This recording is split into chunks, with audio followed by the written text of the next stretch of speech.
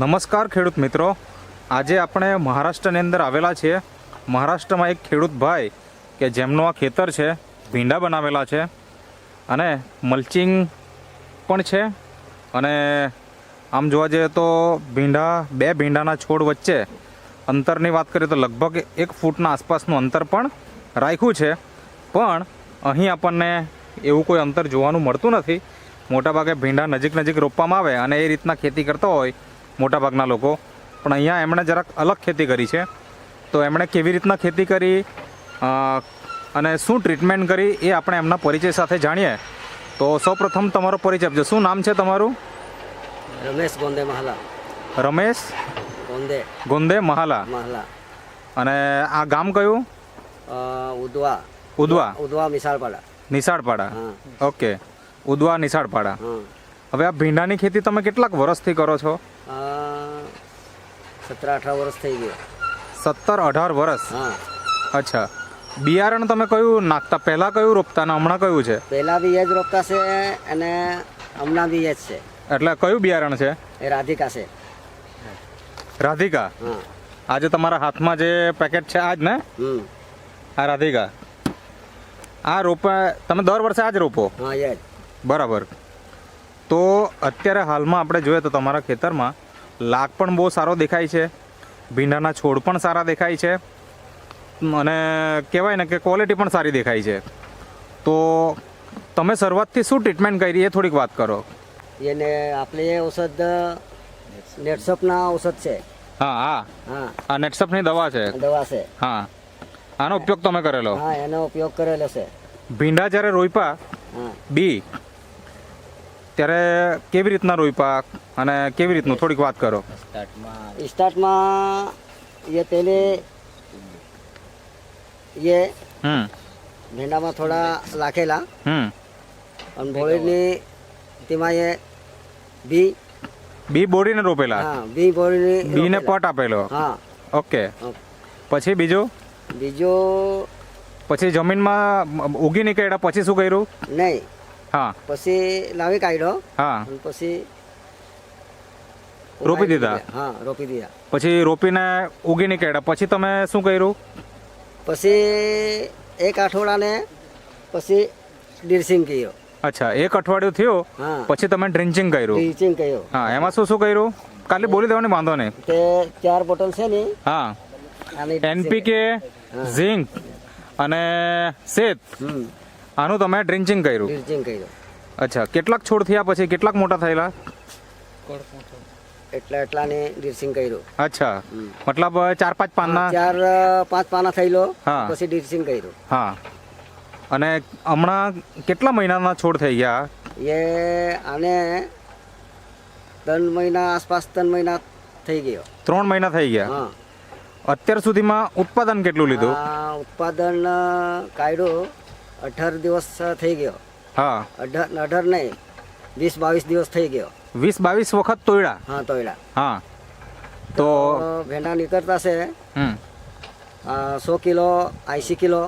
100 kilo 80 kilo રોજના? દરરોજ 100 થી 80 કિલો રોજ ના? રોજ કાઢતો છે. બરાબર. હમણાં કાલે તોડેલા કે? હા, કાલે તોડેલા. કેટલા નીકળેલા? કાલે 100 કિલો ઉપર તોડેલા છે. કાલે 100 કિલોના ઉપર. આજે તોડ્યા કે બાકી? હા, આજે તોડીને નાખ્યો છે. હા, થોડા. હા, તોડવાનું બાકી છે. બરાબર. એટલે દરરોજ તોડવા પડે? હા, દરરોજ. આમ ભીંડામાં તો વચ્ચે એક દિવસ છોડવામાં આવે પછી તોડે. હા, તમારે રોજ તોડવા પડે. હવે આટલા વર્ષોથી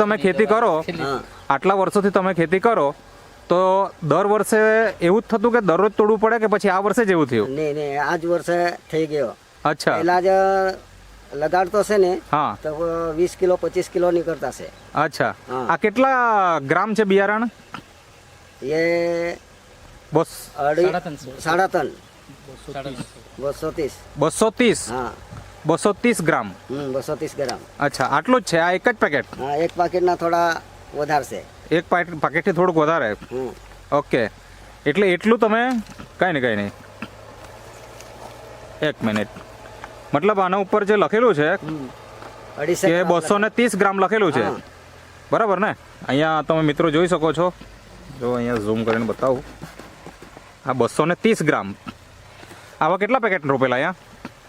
ये एक पैकेट और बीजा थोड़ा रोपेला હા એટલે 300 ગ્રામથી વધારે હશે ये 250 ग्राम હા 300 ग्राम 350 ग्राम है 350 ગ્રામ हाँ बस ઓકે એટલું જ. હા એટલું બિયારણ રોપેલું હા અને એમાંથી દરરોજ 80 થી લઈને 100 हाँ અહીંથી से લઈને 100 કિલો 100 કિલો રોજ ના નીકળે ના નીકળે. બરાબર અને જ્યારે પહેલા તમે ખેતી કરતા તો ત્યારે કેટલું ઉત્પાદન નીકળતું એમ કીધું ત્યારે તો 25 તો 20 કિલો 30 કિલો એટલા જ નીકળે બસ એટલું જ એટલું જ તે તો 2 દિશાઓ કાઢે તરીએ 2 દિવસ પછી તોડે તો હા અને આ તો રોજના રોજના બરાબર ને હવે મને એ જણાવો કે આમાં ખર્ચો કેટલો કર્યો દવાનો ખાતરનો ખર્ચો તો ટોટલ ખર્ચો હમણાં સુધીમાં અંદાજે હમણાં તો થોડો જ ખર્ચો છે હા એ દવાના ખર્ચો 7-8 હજાર એનો થઈ ગયો હોય હા અને એ ભેંડા લાવેલા એનો ખર્ચો એકડે તીકડે 10-15 હજાર 15,000 નો ખર્ચો કર્યો કર્યો અત્યાર સુધીની આવક કેટલી આવી તમારી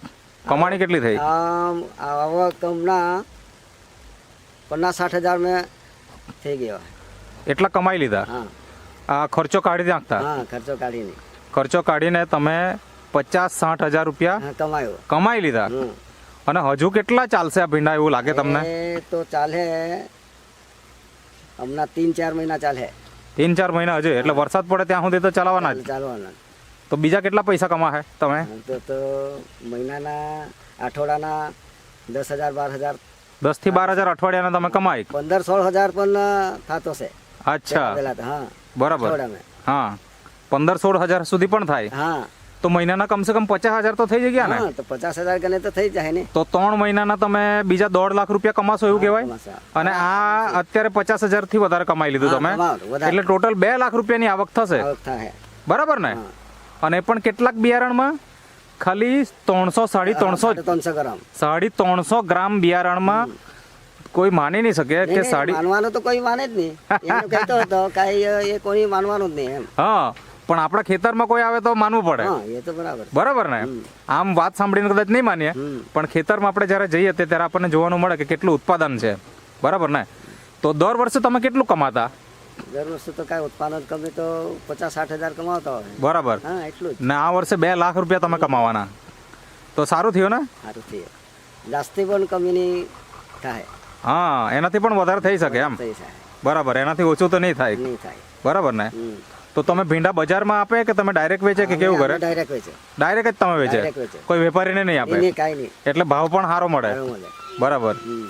તો આજે ઘણા બધા ખેડૂત ખેતી કરતા હોય વર્ષોથી ખેતી કરતા હોય છે અને એને સારું માર્ગદર્શનની જરૂર પડે બરાબર ને કોઈ સલાહ નથી આપતું તો તમારે શું કહેવું છે ખેડૂતને આ દવા વિશે આજે નેટસપ કંપનીની બાયોફિટ દવા છે એના વિશે તમારે શું કહેવું છે એ દવા સારું છે એ જો કોઈ જોઈએ તો એ દવા વાપરવી હોય તો ઉત્પાદન સારું નીકળે એમ બરાબર છે હમ.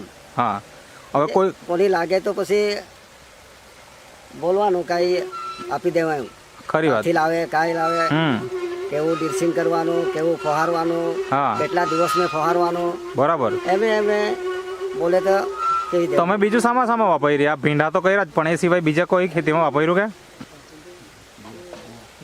બીજી તે ગવાર હા ગવાર બી પહેલી તો બધા ફૂલ ગીરતો હતો હા અને જેટલા કઈ પેલા એ સ્ટીમરીચ હા આઈલી બોટલ હા એ વાપરી આની ફવારણી કહીએ આની ને આની બસ આની ફવારણી કરી પછી તો 5 કિલો નીકળતો હતો તો હા.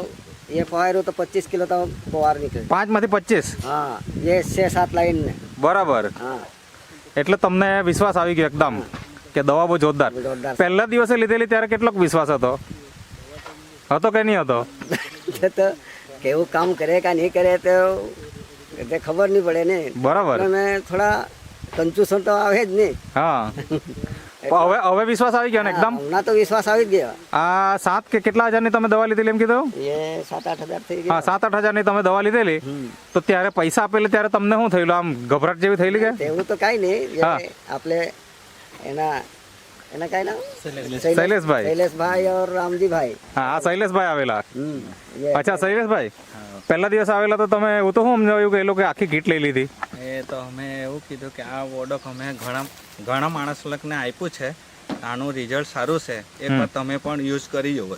અચ્છા, ને અમે એક ભાઈને કીધું તો આ ભાઈ તૈયાર થઈ ગયા કે ભાઈ કઈ મતલબ પહેલા દિવસે વિશ્વાસ આવી જ ગયેલો એમ? હા તમે એવો વિશ્વાસ આપ્યો હા એટલે એનાથી એ લોકો વાપરવાની. હા અમે એમને કોન્ફિડન્સ આપ્યો એમ. તમે કેટલા દિવસ આવતા અહીંયા ખેતરમાં અમે જોવા માટે? આવતા 15 દિવસે આવી જતા. અચ્છા, ને તમે એમને સલાહ આપતા, હા બરાબર ને? હા. તો શૈલેષભાઈ, ભીંડાની ખેતી તો બહુ બધા લોકો કરે છે, હા પણ આવું ઉત્પાદન બહુ ઓછા લોકો લેતા હોય. હા તો આપણે તો ખેડૂતોને ફાયદો થાય એના માટે ઘરે ઘર જેટલા પણ ખેડૂતો છે એની ત્યાં આપણે આ દવા જવી જોઈએ. જવી એક છેલ્લો સવાલનો જવાબ એ આપો કે તમે કેટલી વખત આમાં ડ્રિન્ચિંગ કર્યું હમણાં સુધીમાં? ડ્રિંચિંગ 3 વખત થઈ ગયો. 3 વખત. હા 3 વખત. અને છંટકાવ કેટલા દિવસે કરો? એ તો 8-8 દિવસમાં સંકા 8-8 દિવસમાં, એટલે એક અઠવાડિયામાં તમે છંટકાવ કરો? હા, જાસ્તી બી દિવસ થઈ જાય હા, પણ તે અઠવાડિયે 10 દિવસ. કરતો છે. હા, અઠવાડિયે 10 દિવસમાં હમ. કરતા રહો તમે. એ પેલી જે તે હા, બોટલ. આ જે સ્ટીમરી છે ને, બાયો 99. હમ. હા, આ બેનો તમે, હા એ અને આ રેપઅપ, હમ. આનો તમે નિયમિત ઉપયોગ કરો છો અહીંયા. હમ. અને આ ડ્રિન્ચિંગમાં તમે આ 3 વખત આપ્યું છે, 3 વખત. બરાબર ને? તો બહુ ખૂબ સરસ, તમારો ખૂબ ખૂબ આભાર. અને ખેતરમાં બહુ જોરદાર ઉત્પાદન આવ્યું છે. અને કહેવાય ને કે ખેડૂતને આવક ત્યારે જ વધી શકે, જમીન નથી વધારી શકવાના, પણ જો આપણે એક સારી ટ્રીટમેન્ટ કરશું, સારા માર્ગદર્શન હેઠળ, તો એ જ ખેતરમાં ઉત્પાદન વધારે લઈ શકીએ છીએ. એનું જીવતું અને જાગતું ઉદાહરણ આપણે આ મહારાષ્ટ્રના ગામમાં જોયું છે. તો ખેડૂત મિત્રો, આજે જ તમે પણ સંપર્ક કરો અને તમે પણ આવું ઉત્પાદન મેળવો. આ સિઝન જતી રહી હોય વાંધો નહીં, આવતી સિઝનમાં તમે અત્યારથી જ બુકિંગ કરાવીને રાખો, જેથી અમારા જે કન્સલ્ટન્ટ છે એ તમારા ઘર સુધી પહોંચીને તમને યોગ્ય માર્ગદર્શન આપશે. તો તમે જે ઇન્ટરવ્યૂ આપ્યો તે બદલ તમારો ખૂબ ખૂબ આભાર.